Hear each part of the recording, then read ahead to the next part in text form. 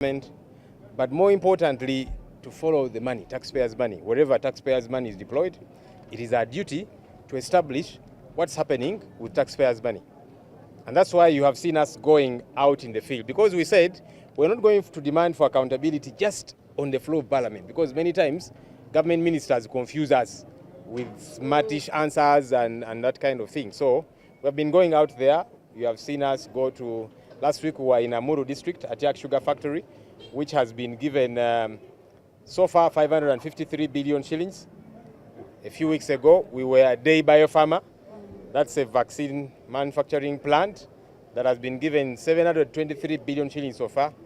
There is no medicine that has come out of there yet. At Yak Sugar, we are concerned there's no sugar that is being produced.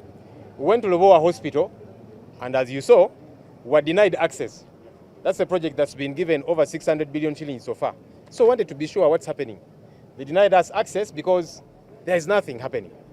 We have come here to Roko Construction Company Ltd because this company has been given money by government so far, 263.3 billion shillings. And we understand government is coming back to request for more money on their behalf, between 200 to 300 billion shillings. Now, that's why we came here, to establish what is this money doing. We have been getting calls from the staff of this company who have been telling us for 3 to 4 months they have not been paid a salary, and yet they are required to work, and many other things that are bothersome to us. When I wrote a letter, which I wrote on 8th of this month, to the managing director, informing him and management that we are coming, the way we have gone elsewhere. Want to come, interact with management, find out a couple of things. How is the money that's been sent here by government being utilized? The complaints we are hearing from staff that they've not been paid for months, and a lot more. As you can see, they have denied us access to, first of all, they denied us access to enter. It's only that they opened for a car to get out, and so we moved in a little bit, but still they told us you can't go beyond a particular point. They have given me this letter where, among other things, the managing director has written back to me. Is quoting, referencing my letter of 8th October 2024. And one of the paragraphs there is, I have consulted the board of directors of Roko Construction Company Ltd, and the board has politely declined to admit you and members of the shadow cabinet to the premises of the company. Signed by Mark Kohler, is the director of the company, and he has copied in many people. Me, when I wrote just to him, but he has copied in many people, including the principal private secretary to the president. I don't know whether that's where they get their shielding, their protection from the office of the president, that he had to copy them in as they were replying my letter. Look, this clearly shows what we have been saying, that the way government keeps dishing out money to private companies is very problematic. When the first time this company, Roko, was being given money, in July of 2022, government put in a request of 207 billion shillings. We said, for starters, can we first do due diligence on this company to establish what is its financial standing? Because government was saying, and that time the speaker and chair told us, if Parliament doesn't pass that money, the company is going to close down because it was heavily indebted. We said, firstly, can we have a proper audit of the company? Can we have some due diligence done? Can we value this company, its assets and liabilities, so that if government is saying they want to buy shares in this company, we know that we are buying real shares, or that entire process, that the taxpayer is properly covered. Any normal business person, before you inject money into any project, into any business, whether it be to buy shares or whatever, you do your minimum due diligence. They did not do due diligence. And the speaker at the time quickly rushed that process through. Put the question very quickly, and we actually stood up in protest and said, but wait a minute, you have not listened to us, and immediately adjourned the House, showing that there is a lot being hidden within this company. This company here is the same one, together with another, meant to construct Lobowa Hospital. We went to Lobowa Hospital, we didn't get access, because there's not much happening there. It's the same company that is supposed to construct the parliamentary chambers. That building was meant to be completed in the last parliament. We are in this parliament, the 11th parliament. It is going to end, and there's not much happening there. Every 2 years they keep pushing the date. And yet, when we try to establish from Parliament is saying, for us, we are paying our bills for them to do the construction, but not much is happening. Meanwhile, Parliament spends billions of shillings to rent offices for MPs and staff at Kingdom Kampala, at Queen's Chambers, and elsewhere. And yet you're injecting money to construct your own premises. But now, that's what I can call a nugatory expenditure. It's a financial loss to the taxpayer and many other government projects that they are undertaking. We have learned, as I did say earlier, staff did reach out to us saying they have not been paid between 3 to 4 months. That means there's a problem with this company. Government is continuously giving you money. We hear they want to come to Parliament again for a supplementary, for more money. What's that money doing? If staff are not being paid, if the projects meant to be run are not being run.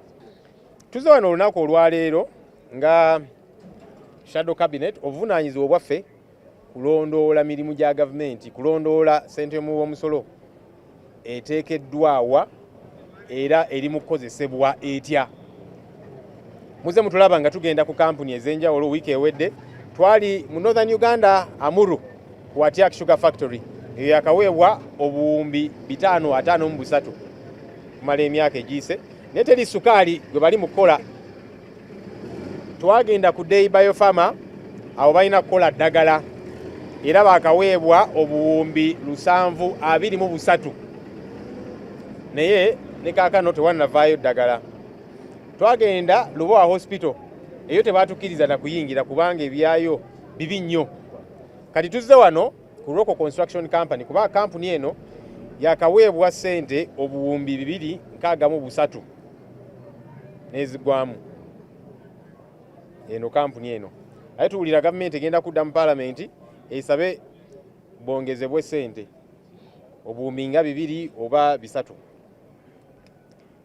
Obuzibu we buli bwe nawandiika ebbaluwa kuba tutuuse wano ne bandaga ebbaluwa gye baatuwadde awo, manager agamba nti yeebuuziza ku boodi n'egamba nti leader of opposition ne shadow cabinet tebakkirizibwa kujja wano kulondoola ssente y'omusolo. Kyovuddoola abatulemeseza okuyingira, tubadde ng'abayingira mu kaawo ne batugamba temugenda sukka wano. Ate ng'ebizibu bingi bye tuwulira ku kampuni eno. Abakozi ba kampuni eno bazze batukubira amasimu. Wayiseewo emyezi 3 4 tebafuna musaala. Ate nga nabo bakimanyi nti government, parliament ezeeyisa ssente ezijja wano ku kampuni eno, so nga batubuuza bannaye mwayisa ssente zijja mu kampuni naye tukola tetufuna musaala. Balina ebizibu nabo ng'abantu, famire zaabwe n'ebirala. Obuzibu obulala obuli ku kampuni eno erina projects zeekwasaganya. Emu ye Lubowa Hospital. Ate mujjukira twagendayo ne batugaana okuyingira. Ndowooza kati babagambye bano nti abo just temubakkiriza kuyingira nga bwe twakola mu Lubowa. Era balina ne projects endala ze baddukanya nga Parliament. Parliament chambers empya zaali zaakugwa mu Parliament ye10 eyaggwa. Nene kaakano katuli mu Parliament ye11 egenda kuggwako nga chambers ezo tezinaggwa. Ate nga Parliament esaasaanya buwumbi na buwumbi okurenting, okupangisa offices ez'ababaka, ez'abakozi, Kingdom Kampala, Queen's Chambers n'awalala. Ate nga Parliament yegamba nti ffe tusasula ssente abantu bano balina okukola chambers naye tetumanyi kiki baliko. Naye ate nga bw'osaasaanya okupangisa office, ekyo si kya bugunjufu ku ssente y'omusolo. Mu kuyisa ssente ezaasookera ddala eza kampuni eno mwaka 2022 Sipiika yali mu ntebe yatugamba nga Parliament nti kaakati gavumenti etugambye bwe tutayisa ssente zino kampuni eno egenda kugwa, erina amabanja mangi naki. Netugamba bannange nga temunnayisa ssente ezo ze mugamba nti kaakati gavumenti egenda kugula emigabo mu kampuni eno.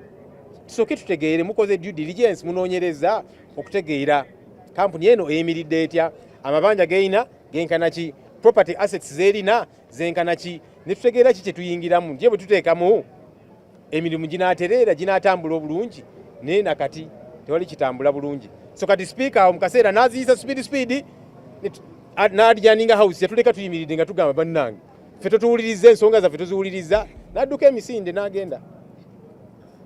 Kati bye twayogerako bye bino ebituukiridde tewali kitambula, abakozi tebasasulibwa ate nga ssente y'omusolo mpitirivu eteekeddwa wano.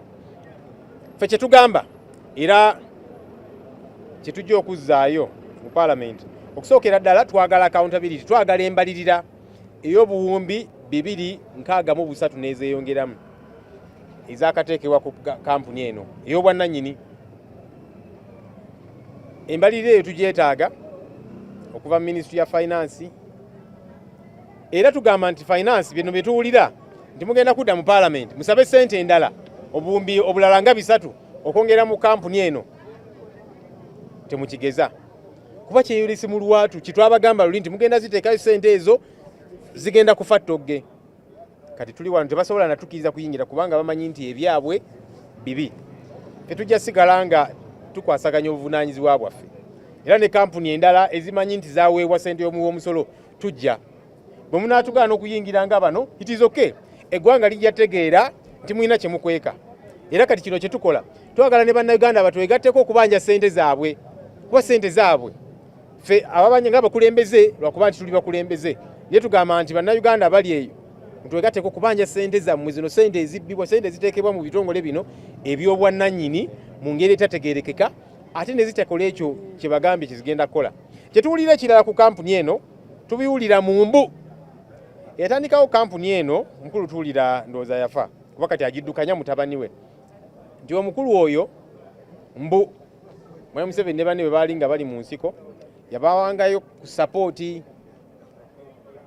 Kaakati tetumanyi oba y'ensonga lwaki bo bawulira nti balina protection tewali ajja bakwatako tewali ajja bagambako nga ate bakozesa ssente y'omusolo. Kyovuddola n'ebbaluwa gye yampandiikidde akopinze in office of the president naki kati ebikwataganirawa ku mirimu gyaffe naye kati toyinza kunenya abantu aboogera ebyo niwakubadde yes ffe tuyinza okubadde tukiinaako bukakafu naye kati abo bakyogera nti abantu bano nti babayamba nga bali mu nsiko kati omuntu abajja kikkiriza kubanga kampuni tekwatibwako tegambye